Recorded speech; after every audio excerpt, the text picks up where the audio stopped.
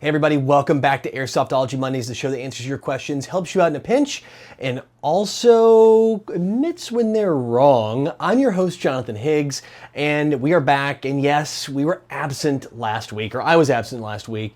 Taking a week off, had a ton of stuff on my plate to do, and I'm gonna get all caught up on that, but I'm gonna throw the excuse out. Actually, if you guys don't know, I write for Airsoft Insider Magazine. I'm actually a contributing editor for the magazine, and the deadline kind of was last week, and it got down to a crunch, and piled it on, and unfortunately Mondays had to kind of get punted to this week, or we had to skip one to make room for that. Anyway, so what else we have going on this week? I want to talk to you guys about what's coming up, what I've got in the works, and I've been extremely busy since middle of last week up until today and pushing on through the weekend. So huge set of reviews coming up down the pipeline. I have my M40A3, the actual sniper rifle from ASG, which is made by VFC. I've got the upgrade video on that. You guys probably watched my initial review on it. I've actually put tons of parts in it and got this thing up to field limits here for my local field. I also have two more reviews that are really interesting guns. One is the SAVZ58. It's a Czech gun. It's made by Ares. Evix sent that over to me, which is freaking awesome.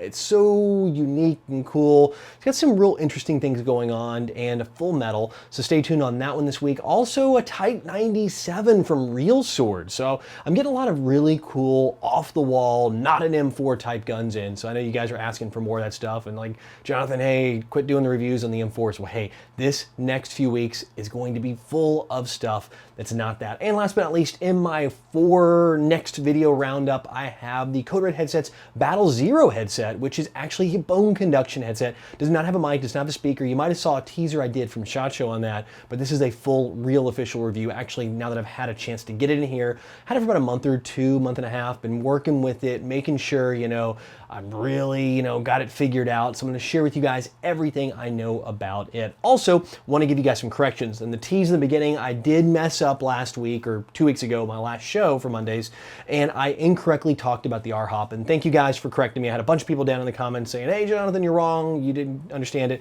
So true. I was thinking about a different hop-up system when I answered that question. So yes, the RHOP is an adjustable hop-up system. I said it wasn't in the last week video, and I wanna make sure, hey guys, I listen, and sure enough, when I'm wrong, I'll be the first to tell you when I'm wrong. Nothing's worse than putting bad information out on the internet. Oh, one more thing before we get into the questions. What's coming up? Next week, the 4th, I will be at SS Airsoft's 5-year anniversary. I'll be actually getting there, I think late on the 3rd, like Friday the 3rd, and I'll be there Saturday the 4th all day. I am planning on playing. So if you guys are in the Sugar Hill, Georgia area, come join me out there. I'll be kind of wandering around a little bit outside, but I really want to get geared up and get some really good time in with some guns I've been wanting to test on the battlefield. So come on out and join me there. And the week after that is Copperhead, and I am freaking excited about that. Can't wait, and that's why I've got this guy sitting right here next to me on the table.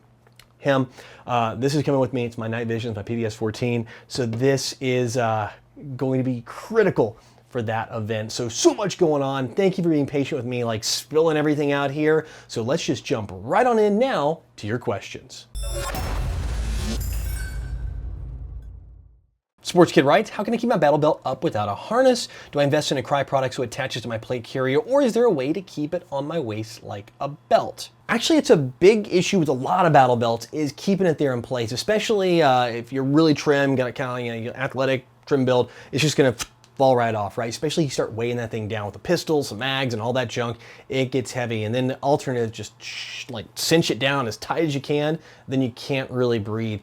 But there is a saving grace. There's a couple companies, I think TYR Tactical and First Spear maybe, but there's also some replicas. I think Condor makes this as well. A set of suspenders, believe it or not. So that is one thing to really look into. I know what you're talking about, the Cry load-bearing system, where it attaches your belt, goes with the armor. So like your plate carries up here and the belt system all kind of links in. I know what you're getting at there. It's a very specific system, and it's really designed to take the weight of your carrier and put it on your hips. So if you're having a problem with your belt falling down, you want the alternative. You want something to keep it up on your hips. You don't need to be adding any more weight to that situation.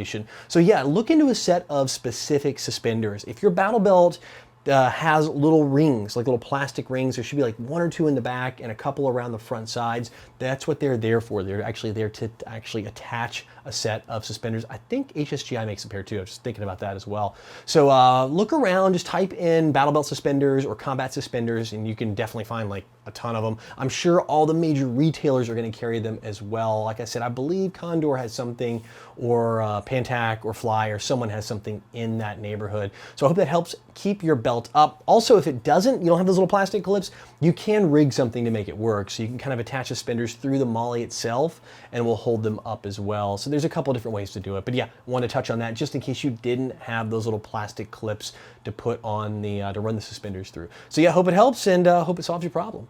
Mr. Brotato writes, hey Jonathan, Airsoftology, quick question for you on Cerakoting airsoft guns, yes or no? I've got an AG I'd love to have done in a ghost gray color, but I'm not sure if the practicality of having it Cerakoted or if it's even possible to do the difference in materials used in real firearms and airsoft guns. Thanks. By the way, it's a really freaking cool name. And yeah, it actually works. Hang on, let me grab this one right here. Just did a review on this. This is my personal Crytac. I sent this off to Airsoft Barracks about a month, 2 months ago, and they sent it back to me, and I've been using it for a while. I just got the video up this last week. So since you asked this question, this video has gone live. So I may have already answered it. You might have already seen it, but if you haven't seen it already, check the video out. They Cerakoted this thing. So to answer your question, absolutely you can Cerakote anything that you want. I mean, they even did it down here, like this is Cerakoted, this little piece of plastic right here on the actual stock that allows for adjustability. So yeah, it's absolutely possible. Make sure you get with a good company though that know what's going on. Make sure it's a good quality gun or a decent quality gun. You know, like this is a Crytac, so the metal's freaking awesome. But I've also in the past Cerakoted, and I should have brought it down and shown you guys, P226, or actually a K226 from KWA. I had one of those Cerakoted a while back. Really cool, turned out perfect as well. The thing is, you need to strip these things down. Most of these companies are used to doing firearm Cerakoting, so you may need to strip it a little bit yourself, especially get the mech box out and things like that, because they may not be familiar with how a mech box works, where in the case where they absolutely know how to do, you know, real firearm, but just at least get it to the point and the parts that they're gonna want so they can get this thing Cerakoted for you. So yeah, answer your question, sure it works and it looks freaking awesome. Heli Airsoft writes, hey John, love the show. Do you always run AGs on 11.1 volt LiPos, or do you use 7.4 volts for longer games where you might be using your gun for a bit longer? Here in the UK, it seems to be some kind of sacrilege to use 11.1 volt LiPos, like it will destroy your weapon. All right, get ready for the internet argument in the comment section below. For me, I run 11.1s on pretty much everything. It's really rare you see me run a 7.4 on a gun unless I'm looking at something that's much lower power, like it's in the low 300s or at 300 feet per second, something that really would be, you just get too high of a rate of fire. Maybe you have feeding issues or something at 11.1. But no, for most every gun I have, and even test, I mean, even the stuff that's like, you know, mid-tier stuff that's like around 100, 120 bucks, I'm running an 11.1 LiPo. Just make sure the C rating is right. And I've covered the C rating on a bunch of videos. Just go back into some Monday videos, I think around like Monday's 12 or Monday's 15, somewhere in that range. I've talked about LiPo C rating, maybe even a little sooner in the 20s. Again, it seems to be a topic that comes up a lot, but the higher the C rating is the ability for the battery to discharge. So the bigger the number, the more it's gonna dump out, and that really seems to have more of a bearing on damaging your gun, at least in my experience, than the actual voltage of the battery. I personally, like I said, use an 11.1 LiPo. It's rated for 15 to 20 Cs, 15 constant, 20 peak, and that works out really well. In fact, if you look at KWA's recommendation, 15C is what they recommend for a LiPo to work with in their warranty. That's their actually recommended. So yeah, you're probably in a good place. Now, that said, if you got a Tokyo Marui, I would probably not put that 11.1 on there. I'd definitely stick with that 7.4. But outside of that, if you're running like a standard, you know, anything out there, VFC, GMP, G&G, Crytac, KWA, you know, Echo 1, anything like that, you are good to go running that 11.1 for the most part. But keep in mind, you know, it's going to be slamming a little harder, it's going to be working a little more, and it may require a bit more maintenance to keep that thing up and running, but hey, it's not that big of a deal. Airsoft Jolim writes, hey, I just got Dean connectors, probably knockoffs, and they're really hard to disconnect and connect. They're actually so hard to disconnect that I can't pull them apart with my hands. I need a pair of pliers. What advice can you give to make it easier to connect and disconnect the connectors? Right now I've tied a piece of string around the connector that'll be used to connect to the battery so I can pull it off without the string. Also, is this a problem for real Dean's connectors, or is it only a problem for the knockoff Dean's? So yeah, Deans can be a bit of a challenge to get unplugged. In fact, if you notice the newer Deans connectors out there, I think, I don't know if they're made by the original company, they might be, have ridges on the actual connectors now. So they used to be just smooth red plastic and they were just really tough and you have to like end up yanking on the cables. And in my case, I've had the problem where I've pulled my solder, like the wire that I've soldered to them off. It's happened a couple times, especially in the older ones I've had for a while. But with the new ones, they actually have ridges on them, so you can get really on them and grab them. Something else to think about, if you soldered it, depending on the soldering iron you have, if it wasn't like the best of soldering irons, or you really don't practice your soldering a bunch, the way the Deans connectors, there's a blade that goes like this and a blade that goes like that. And when you heat them up, sometimes if it gets really hot and you're using the not real Deans, like you're using just like the cheapest ones you can find, whatever, you'll actually either, kind of melt the plastic and cause one blade to do this or the one other blade to go and bend off center. So if you've got one that's off center, when you plug it in, it's just not going to line up. Now you can get it, but it's going to make it even harder to unplug and plug. And I've had that happen too with the cheaper Deans. With the nicer Deans, they use like a better nylon polymer kind of material, and it seems to be more resistant to heat, especially when soldering. And also remember, get a good soldering iron too. It makes the world of difference. So if you get the cheap ones, you'll end up taking forever to try to get it heated up, and you'll have that issue too. Just something to think about. But to answer your question, back around, they are pretty snug. They're supposed to be that way. The back of the Dean, each blade has a piece of metal that's coiled up and bent up like that. If you're really having trouble, try taking a pair of pliers and pinching it. So you'll take that top part, this is the copper, and there's like a little silver blade, and you'll flatten that out. So I kind of pinch it this way to patch it out. I know it's really technical terms. Yeah, here we go. Here I am doing tech work with my hands. But if you have a pair of Deans in your hand, you'll know exactly what I'm talking about. Try to flatten it out just a little bit. I mean, don't like crunch it to where it's totally flat, but that'll take some of that rise out, and that's some of the tension that holds that Deans in. That little spring that sits on top of the copper color or gold color blade is what actually keeps them together. So try those two little tricks, and definitely if you get the chance, switch over to the real Deans. They don't cost that much more, and they're really worth it when it comes to level of quality. Fleas Airsoft writes, "Hey John, just picked up an Airsoftology patch and was wondering what the 08 stands for in the top corner. Thanks, love the show."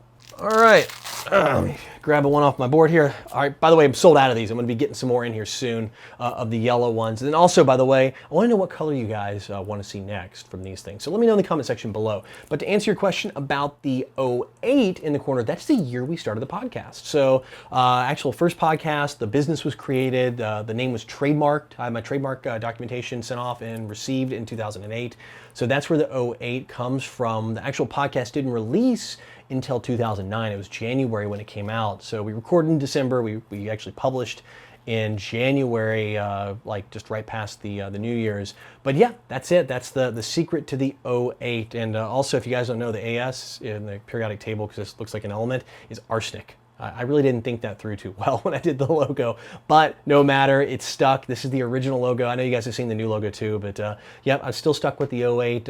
Also, a little bit of trivia on the original podcast up to like episode 30, I think, I would change the number in the corner based on the actual episode we were on iTunes. So when you downloaded all the podcasts, episode 1 had a 01, episode 15 had a 15 in the corner. So yeah, that was something I was doing for a while, but I've all rolled it back to keep it nice and clean with the 08. Well guys, that's it for questions this week, which means it is time for the video recommendation of the week. And this week it's me on Megastore doing a little fun thing we shot at SC Village. I was telling you guys I was at SC Village a few weeks ago, and got in the car. It was screaming hot that day. I think it was like 93 degrees outside, and we shot a Matthew McConaughey Lincoln commercial parody, and I had a lot of fun doing it. Ad-libbed the whole thing. We shot it in like 15 minutes with the windows rolled up. I was dying, just sweating. Vincent and I were both in there, and that was just the two of us shooting.